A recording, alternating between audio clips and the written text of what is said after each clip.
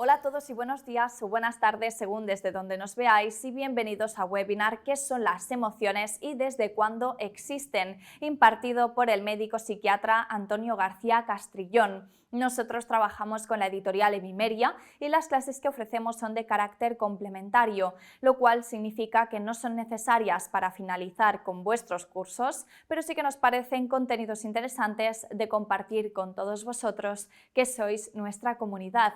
Después del webinar vais a recibir el link de la clase grabada directa a vuestro email, así la podéis volver a ver tantas veces como sea necesario.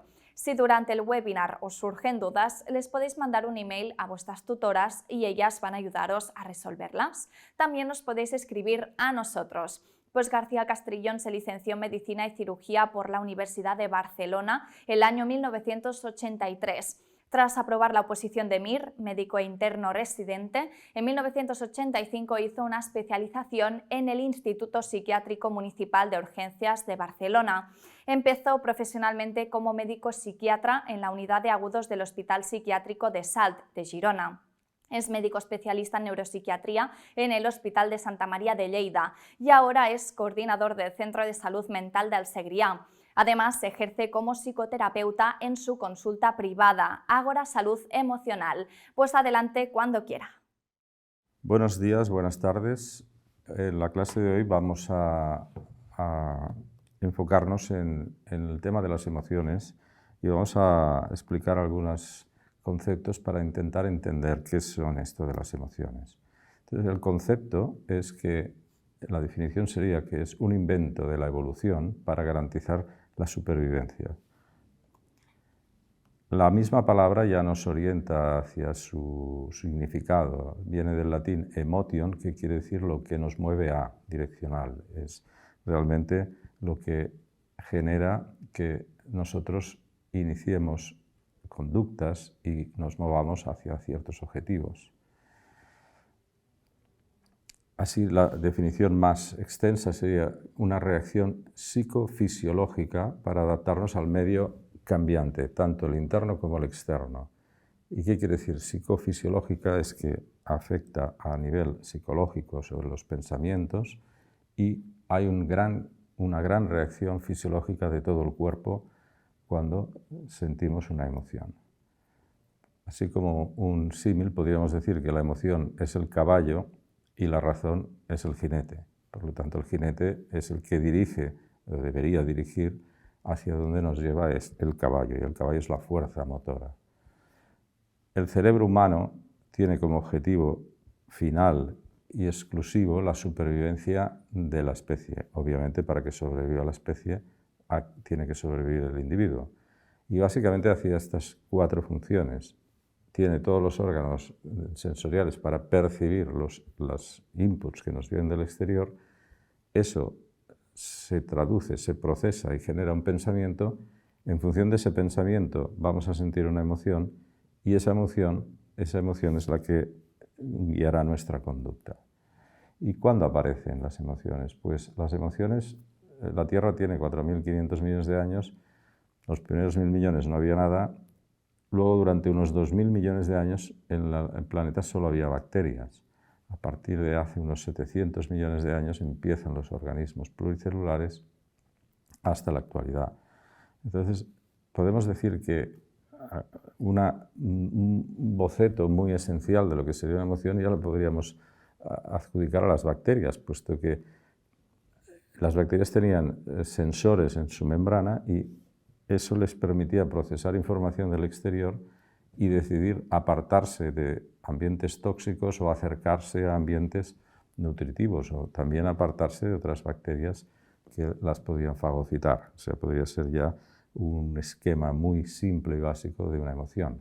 Luego, hace los 700 millones de años atrás, que empiezan los organismos pluricelulares y empieza a especializarse las células, primero las del exterior, luego se generan unos órganos internos que serían los bosquejos iniciales del sistema nervioso. Y con los años, con los millones de años, se va especializando con la evolución de las especies hasta generar el cerebro humano.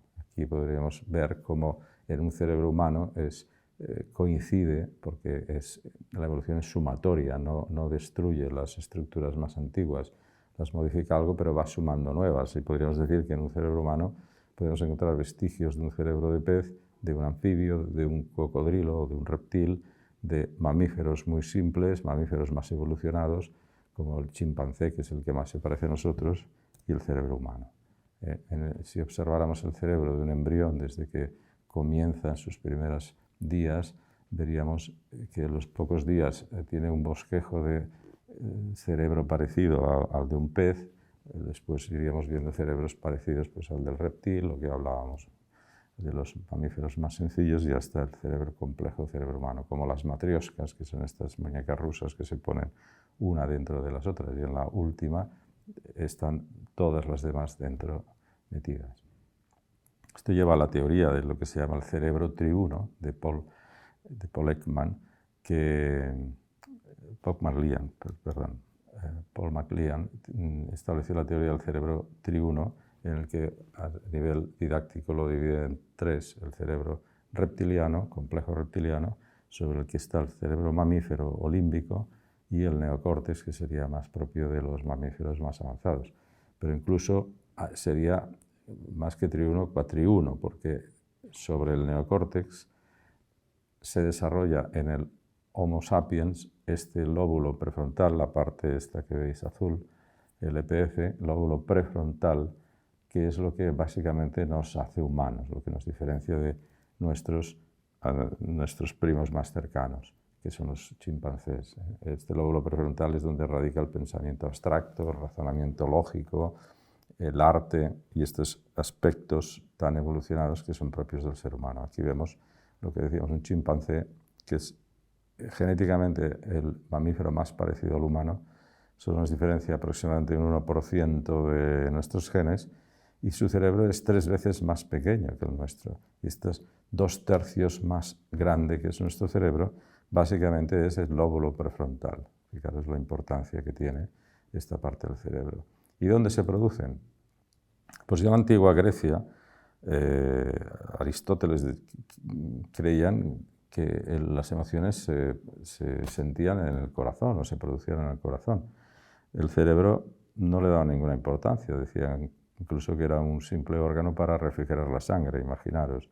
Y probablemente hablaban de las emociones en el corazón, y siempre en nuestra cultura asociamos las emociones, sobre todo el amor, con el corazón, porque en las emociones más básicas, como el miedo y la ira, lo que nota el ser humano básicamente es un latir fuerte del corazón. Pero no, realmente se producen aquí, en estas estructuras más neurológicas, las más primitivas, como la amígdala cerebral, donde básicamente se produce el miedo y la ira, y otras estructuras, como esta, que es lo que se llama el circuito de la recompensa, que incluye el núcleo accumbens, el área tegmental ventral y el lóbulo prefrontal. Aquí es un circuito de la motivación o la recompensa, también fundamental para adaptarnos al medio cambiante. Produce estas sensaciones de perseverancia, motivación, gratificación, placer, euforia, etc. Tiene mucho que ver con el tema de las adicciones, que en otra clase ya hablamos de esto. Y sobre este lóbulo límbico, donde están y se producen las emociones, está este lóbulo prefrontal, que sería como el centro de control, capaz de inhibir o potenciar las emociones. Cuando hay un buen equilibrio entre este lóbulo prefrontal y el lóbulo límbico, pues la persona, el individuo, tiene un funcionamiento muchísimo más eficaz.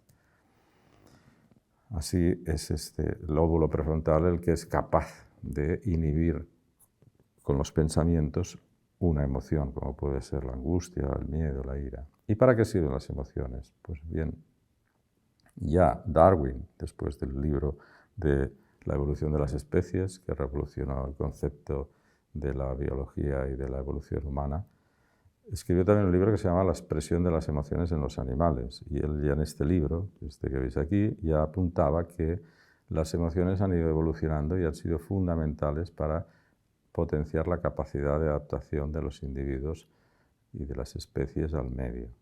Sabéis que se dice que la evolución está basada en la ley del más fuerte, no es cierto, sino que los individuos que medran evolutivamente, los que más éxito evolutivo tienen, son los que son más capaces de adaptarse a los cambios del medio, y en esto son fundamentales las emociones. Si decíamos, el lóbulo reptiliano, la parte reptiliana del cerebro, son emociones muy básicas, como el miedo y la ira, para huir o afrontarse a las amenazas.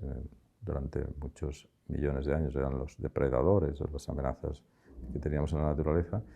Y la repugnancia del placer, fundamental por la repugnancia o el asco, para apartarnos de alimentos que nos pueden hacer daño, olores, alimentos, situaciones que nos pueden hacer perjudicar, y el placer, que es al revés, es para acercarnos, el placer por un alimento que nos puede hacer bien, para potenciar la probabilidad de que sobrevivamos. Y en la supervivencia de la especie, por supuesto, tiene mucho que ver el sexo. El sexo está obviamente unido al placer, porque el acto sexual en los animales y en el ser humano, si no estuviera potenciado por una emoción de placentera muy intensa, obviamente nadie lo practicaría. En el lóbulo límbico tenemos estas otras emociones ya más evolucionadas, propias sobre todo de los mamíferos. Ahí nacen emociones que no encontraríamos nunca en un reptil, como la alegría, la tristeza y la más avanzada de todas, el amor, ¿no? Y el neocórtex, que es esa parte, sobre todo, que hablábamos del lóbulo prefrontal humano, que tiene que ver mucho con la toma de decisiones, con la memoria, el aprendizaje, sobre todo, aprender de la experiencia, lo que nos mejora o potencia nuestra capacidad de adaptación, y una emoción muy importante, que es la sorpresa y la curiosidad, de la que ahora hablaremos. Así veis que cuando en los mamíferos, sobre todo los gregarios, los que viven en grupo, como manada de lobos, o manadas o grupos de chimpancés, y, como no, el humano, que siempre ha vivido en grupos, la comunicación siempre ha sido, obviamente, por expresiones emocionales, conductas, gestos, expresiones faciales, actitudes que expresan emociones, y así se comunicaban. Y así nos hemos comunicado nosotros también durante muchos millones de años, porque pensad que el lenguaje hablado se calcula que apareció entre hace 200 y 400.000 años solamente, porque el Homo sapiens lleva más de 7 millones de años de evolución, y el escrito, no digamos, que la escritura pues, se sitúa en Sumeria hace 5 o 6.000 años como mucho, y que escribe todo el mundo y lee pues, desde hace realmente muy poco tiempo, en términos evolutivos. Y no olvidemos que, aún así, como está tan interiorizado en nosotros la comunicación emocional, podemos afirmar que más del 80% de nuestra comunicación, de lo que expresamos, es emocional, no es el textual. Es decir, es mucho más importante el cómo expresamos las cosas, cómo decimos las cosas, que el qué decimos. La misma frase, según la actitud, el gesto, el tono, la mirada, la entonación, dice una cosa muy distinta. De ahí que en las mensajerías como el WhatsApp hayamos inventado los emoticones o emojis, para añadir a nuestro texto una emoción. Y según qué emoji pones, puede cambiar completamente el sentido de la frase. Otra función importantísima de las emociones es la memoria. Podemos decir que solamente recordamos lo que nos emociona. Y cuanto más intensa sea la emoción, más potente será el recuerdo. Lo que nos emociona, realmente lo borramos. Y esta es la función fundamental que hace el cerebro de noche cuando soñamos. Los sueños, en realidad, es la función que tiene el cerebro. Soñamos unos 90 minutos cada noche, que lo que hace es que coge toda la información del día. La información del día la guardamos en una especie de memoria RAM, memoria de trabajo, porque tú hacia el final del día, de un día concreto, podrías recordar prácticamente todo lo que has hecho durante el día, con bastante acierto. Pero una vez te vas a dormir, cuando empiezas a soñar, el cerebro va cogiendo toda esa información y la va comparando con la emoción que te ha generado. Y si no te ha generado ninguna emoción, la tira a la papelera de reciclaje. Y si te ha generado emoción, la pasa al disco duro, a la memoria a largo plazo. Así, por eso es que a veces podemos recordar, todo el mundo recuerda situaciones con una emoción muy intensa de cuando tenían 4 o 5 años. Sobre todo las negativas, ¿no? Las que nos generan mucho miedo, mucha angustia, pero también las grandes alegrías o situaciones en las que las pasamos muy bien, las podemos recordar 40, 50 o 80 años después, porque se grabaron como a fuego. Sin embargo, la inmensa mayoría de nuestras experiencias no las recordamos. Y por último, una función fundamental, que es la toma de decisiones. Hay una frase que lo resume, dice: el corazón tiene razones que la razón no entiende. De ahí también viene la expresión de tengo una corazonada, tengo que es como una emoción que me lleva a decidir entre dos opciones o entre varias opciones, pero no lo puedo explicar. Hay gente que lo dice, me lo dicen las tripas, ¿no? Es como una sensación que incluso es física. Ante una situación que tienes que decidir, notas algo. Y no olvidemos que el intestino tiene un auténtico cerebro, que se llama cerebro intestinal. Hay más de 300 millones de neuronas alrededor de los intestinos y que sería quizás el primer bosquejo de un cerebro. Y está constantemente comunicándose con el cerebro, con el sistema nervioso central. Y el corazón también tiene 40 o 50 mil neuronas alrededor que forman también una red que podríamos decir un protocerebro. Entonces todo esto genera sensaciones psicofisiológicas que nos llevan a decidir una cosa u otra. ¿Y las básicas cuáles son? Y bueno, ya hemos comentado. Está este señor que se llama Paul Ekman, este señor científico que se dedicó a ir por todo el mundo observando las expresiones emocionales de todas las etnias y en todas las culturas.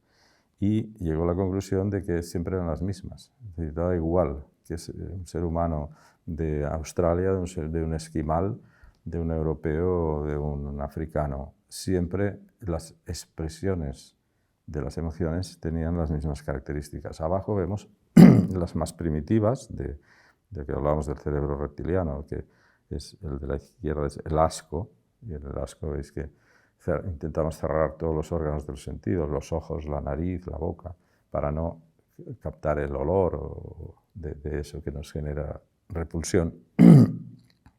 La ira, la del medio, la ira es para atacar, para alejar nuestra amenaza, y la expresión en sí mismo de ceño fruncido, la boca cerrada y la nariz, las fosas nasales abiertas, es para infundir miedo al atacante. Y la derecha, que es el miedo con los ojos abiertos, para poder captar más detalles. Y las de arriba, que ya hemos comentado, la tristeza, la alegría y la sorpresa, que sería la del medio. Estas serían para Ekman las básicas. La repugnancia y el placer, ya sabemos que es para lo que sirve, lo hemos comentado. El placer para acercarnos a los alimentos que nos pueden beneficiar y la repugnancia para rechazarlos. Y esta es la reacción más primitiva, que decíamos que hasta las bacterias le podríamos achacar esta reacción, ¿no? De miedo e ira, que es la reacción de lucha-huida, importantísima. El miedo es una emoción cuando percibimos estímulos que nos hacen pensar que es una amenaza, rápidamente se prepara todo el cuerpo. Hay un cambio fisiológico brutal del sistema nervioso vegetativo, secreción de adrenalina, cortisol, y nos prepara para la huida, para centrarnos en la fuente del peligro y observar las posibles vías de escape. Y lo que hace es centrarnos en eso y excluir todo lo demás. Solo vemos el peligro y cómo me puedo salvar. Me aparto de la amenaza o intento pasar desapercibido, que luego diremos que es otra versión del miedo. Esto es una expresión de miedo, ya veis, las pupilas dilatadas.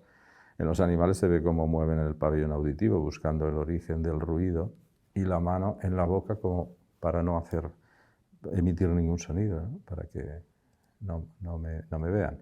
Pero el miedo, esta activación brutal, es que daba igual si imaginaros un hombre del Paleolítico que le perseguía un tigre, daba igual si estaba hambriento, somnoliento, enfermo, herido, daba igual.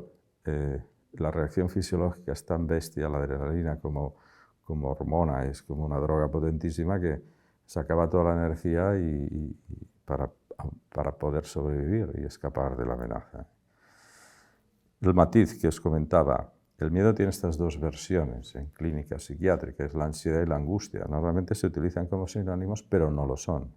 No son exactamente lo mismo. La ansiedad sería la versión movilizadora del miedo, la que me lleva a moverme, a hablar rápido, porque estás como intentando buscar huir de la amenaza o buscar vías de escape, produce reacciones como... bueno, luego lo comentamos. Aquí quería hacer este inciso, digo, un poco de miedo ayuda.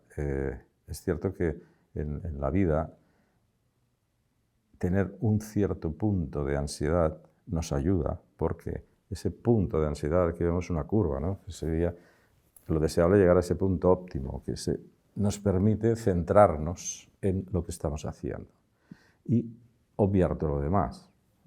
Por ejemplo, sin ir más lejos, en este momento que yo estoy dando esta clase, estoy hablando de esto, tengo que tener un punto de ansiedad. Debería ponerme en ese punto óptimo para centrarme solamente en lo que tengo que decir y no enterarme de nada más, de si un ruido, de lo que hay a mi alrededor, y eso me ayuda. Pero si esa ansiedad, ese miedo aumenta, pues mi eficacia va a ser cada vez peor y al final podría llegar al bloqueo. Decimos que ese miedo ansioso, la ansiedad, por ejemplo, puede llevarte hasta comer compulsivamente. Hay un trastorno que es la bulimia ansiosa, que es como la ansiedad te lleva a comer sin límite y produce problemas de obesidad y metabólicos. O, obviamente, el insomnio. Si tenemos ansiedad, es decir, miedo, si el cerebro cree que hay una amenaza, lo último que va a hacer es permitirte dormir. Porque si te duermes, imagínate que crees que hay algún depredador por ahí cerca, si te duermes, pues ya eres su cena, ¿no? Así que no te va a dejar dormir hasta que el cerebro crea que ya no hay amenaza. Por eso las preocupaciones siempre nos generan insomnio. Y esa versión beta, que sería la angustia, más que activadora, es inhibidora. Este gesto, esta postura fetal de recogimiento, sería ese miedo que nos lleva a intentar pasar desapercibidos. Es decir, si primera expresión del miedo, la ansiedad, nos lleva a huir corriendo del peligro, cuando vemos que no podemos seguir huyendo, como imaginan estos ratoncillos que primero han tenido ansiedad porque han visto al gato, han corrido, han encontrado un escondrijo y allí se angustian y se quedan quietos, recogidos y en silencio. Es decir, ya que no puedo huir, al menos intento que no me vea el depredador. Y si a pesar de no haber podido huir, no haber conseguido que no me vea, sigue la amenaza, entonces el miedo se convierte en la tercera versión del miedo, que es la ira. Y la ira, en realidad, siempre la genera el miedo, la frustración. La frustración, dice, la ira es hija de la frustración. Es decir, la frustración en realidad es como una amenaza para nosotros. Es que algo no va a ocurrir, algo que yo deseo que ocurra porque me va a beneficiar, no ocurre. Con lo cual lo vivo como una amenaza. No es un tigre, pero es un perjuicio para mí. Y entonces me frustro y me enfado. Y eso es esa emoción tan poderosa que es la ira, que nos prepara para luchar contra la amenaza. También excluyendo todo lo demás. Solo me centro en intentar, si yo no he podido apartarme de la amenaza, con la ira intento apartar la amenaza de mí. Me enfrento a la amenaza. Y se genera básicamente en esta estructura del lóbulo, de la parte más reptiliana, que es la amígdala cerebral. Entonces imaginaros, la secuencia sería el gato, ve al perro, tiene ansiedad, es decir, miedo activador, huye a toda pastilla, llega un momento que se encuentra en un callejón sin salida, no puede huir y se recoge, intenta que el perro no le vea, pero si aún así el perro le ve, no más le queda la opción de poner modo ira y enfrentarse al perro, con lo cual a lo mejor pues como este perro, ¿no? Se queda sorprendido porque el gato, que se le erizan los pelos y tiene esta expresión, las uñas fuera y tal, pues en ese momento puede aprovechar y escapar. El hombre primitivo también, pues como esta mujer de las cavernas, que si se encuentra en la salida un oso, no puede huir porque la caverna no tiene fondo, no tiene salida, pues no le queda más remedio que enfadarse mucho con el oso y a lo mejor, poco probable, pero a lo mejor sobrevivía. Ellos han dado situaciones de seres humanos que con mucha rabia se han enfrentado a animales más fuertes que ellos, ¿no? Y han podido superarlo. La alegría ya es una emoción más evolucionada, hablábamos de los mamíferos más evolucionados, gregarios, de comunicación. La alegría es una manera de expresar el mensaje que una sonrisa nos emite es: te acepto, eres bienvenido a mi grupo y no soy una amenaza para ti. La sonrisa es la mejor carta de presentación, bueno, cuando dos personas se conocen. Fijaros un detalle, hay sonrisas que con un simple gesto de los ojos se diferencia entre una sonrisa auténtica y una sonrisa falsa. Por decirlo de alguna manera, si la chica de la izquierda parece que es una sonrisa auténtica, porque si tapáis la boca y miráis los ojos, veréis que los ojos sonríen. En cambio, la chica del medio, si tapáis la boca y le miráis los ojos, veréis que esos ojos no sonríen. Y ya se intuye que es como una sonrisa más forzada, más falsa. Y eso lo capta. Esa sutileza la captamos. Y ya nos genera desconfianza. Una sonrisa que no nos llega como sincera y auténtica, ¿eh? Pero es que importante. O la sonrisa de un niño ya es tremenda, ¿no? Lo que nos genera. Un niño sonriente nos genera un acercamiento, un cariño, una protección tremenda, ¿no? O en el juego de la seducción, ¿no? Cuando una sonrisa te está enviando un mensaje muy potente, ¿no? De, bueno, pues sí, te acepto, acércate, vamos a hablar. Es todo un poema, una simple sonrisa. Y la tristeza también tiene un potente mensaje, sería al contrario, es decir, la tristeza es: necesito tu ayuda, necesito protección. Y cuando vemos una cara triste, a todos nos sale un instinto de acercamiento y de ayuda y protección, ¿eh? Cuanto más si es, por supuesto, una madre con un hijo.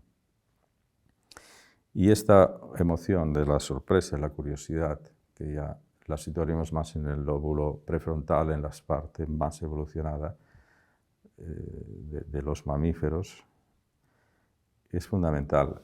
Diríamos que el primer impulso, el primer impacto emocional es la sorpresa. La sorpresa es cuando ocurre algo inesperado, cuando estamos tan tranquilos, de repente pasa algo que no esperamos y conscientemente y rápidamente se produce esta reacción emocional de la sorpresa. Los ojos se abren para captar más detalles, la sensibilidad auditiva, la boca se abre como diciendo ¿esto qué es? Y rápidamente decidimos si eso es una amenaza o no lo es. Si lo es, se disparará la reacción de lucha o huida que hablábamos, y si no lo es, se activa una emoción que es la curiosidad. Es la frase, la curiosidad mata al gato. Esta curiosidad la tienen sobre todo los mamíferos más evolucionados y es muy, muy, muy potente en las crías, en los primeros estadios, porque esa curiosidad les lleva a explorar el mundo, el entorno y sobre todo aprender, que es fundamental para la adaptación al medio y aprender también para el desarrollo cerebral, ¿eh? Los niños tienen una curiosidad infinita, porque para ellos casi todo es nuevo, por lo tanto todo les despierta sorpresa y curiosidad. Y los seres humanos, los más inteligentes y que han mantenido ese sentimiento, esa emoción de curiosidad toda su vida, pues han sido los grandes genios de la humanidad que han hecho avanzar tanto la ciencia y la tecnología. Y por último, el amor, ¿no? El amor es probablemente la emoción más evolucionada, más importante en los grupos, sobre todo los grupos humanos, ¿no? El amor podríamos definirlo como la sincronía emocional, un estado de sincronía emocional. Cuando tú amas de verdad a una persona, estás sincronizado con su emoción. Quiere decir que si esa persona sufre, tú sufres, si esa persona es feliz, tú eres feliz. Por lo tanto, si amas, ¿qué vas a hacer? Vas a intentar que esa persona se sienta feliz. Y el amor, por ejemplo, en los reptiles el amor no era necesario, porque el amor realmente nace cuando en la relación entre progenitores y crías, pero las crías de los reptiles salen del huevo ya y son autónomas y no hay una relación con los padres, por lo tanto no era necesaria esa sincronía emocional. Incubaban los huevos y cuando salían ya se espabilaban. En las aves es un poco más complejo porque hay una parte de las aves que aún son muy inmaduras y tiene que haber un cierto vínculo con los padres de los pájaros, ¿no? Que tienen que cuidarlos, traerles los gusanitos al nido hasta que les salgan las plumas, y una vez les salen ya se van del nido y ya la relación se rompe. Pero en los mamíferos, las crías de los mamíferos son bastante más vulnerables. Ese vínculo tiene que ser más potente y por eso lo más potente es el vínculo emocional que se crea entre una madre y su hijo, que tiene que ver con procesos hormonales como la oxitocina, que es la que le llaman la hormona del amor. Cuando nace una criatura, tanto la criatura como la madre segrega una gran cantidad de oxitocina que mantiene ese vínculo emocional. Y es imprescindible porque, sobre todo en una cría humana, porque hasta que no tenga por lo menos 12 o 14 años, va a necesitar de ese vínculo potente con sus progenitores. Y el amor también, en la versión más química o fisiológica del enamoramiento, pues tiene que ver inicialmente con la reproducción sexual, obviamente, y una vez ya ha nacido la cría, ese amor, ese enamoramiento de la pareja también es necesario porque la presencia permanente del padre, del macho, es fundamental para la protección y garantizar el alimento de la cría durante al menos unos años. No toda la vida, pero al menos unos años. Por eso tampoco es el enamoramiento, ese amor, en la mayoría de los casos no es para siempre y por eso hay tantas separaciones y divorcios y estas cosas. Aunque también ocurre que hay parejas que a veces incluso han tenido las crías, los hijos y se han hecho mayores, mantienen ese vínculo y algunos afortunados lo mantienen toda la vida, ¿no? Lo que es poco frecuente.